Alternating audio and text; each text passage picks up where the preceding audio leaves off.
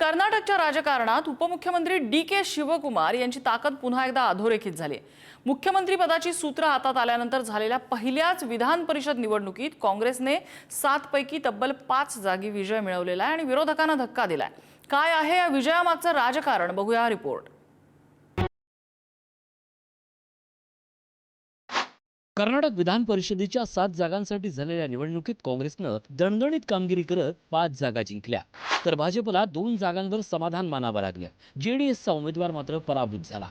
या निवडणुकीत काँग्रेसकडे 4 जागा निश्चित जिंकण्याइतकाच मतांचा कोटा होता, मात्र 5व्या उमेदवारालाही विजय मिळाल्यानं भाजप आणि जेडीएसच्या गुटात खळबळ उडाली आहे। गुप्त मतदान पद्धतीमुळे नेमकं क्रॉस वोटिंग कोणी केलं हे स्पष्ट झालं नसलं तरी विरोधी पक्षातील मतांची गळती काँग्रेसच्या फायद्याची ठरल्याचं चित्र आहे। डी.के. शिवकुमार यांनी क्रॉस वोटिंगच्या चर्चांना फारसं महत्त्व दिलेलं नाही। आमदारांच्या विवेकबुद्धीवर विश्वास असल्याचं सांगत काँग्रेसनं कोणतीही विशेष राजकीय व्यवस्थापन केलं नसल्याचा दावा त्यांनी केला आहे। डी.के. शिवकुमार मुख्यमंत्री झाल्यानंतर कर्नाटकात झालेल्या पहिल्या निवडणुकीत सत्ताधारी काँग्रेसनं विधान परिषदेच्या 7 पैकी 5 जागा जिंकल्या, तर विरोधी भाजपनं 2 जागा जिंकल्या। भाजप आणि जेडीएस या दोन्ही पक्षाच्या आमदारांनी क्रॉस वोटिंग केलं, ज्यामुळे काँग्रेसच्या उमेदवारांना अपेक्षेपेक्षा जास्त मतं मिळाली। कर्नाटक विधानसभेच्या सदस्यांनी विधानसभा निवडणुकीत मतदान केलं। या 7 जागांसाठी 8 उमेदवार रिंगणात होते, त्यामुळे भाजपनं देशव्यापी दाखवलेला फंडा भाजप विरोधात वापरत डीकेनी दणक्यात सुरुवात केली आहे।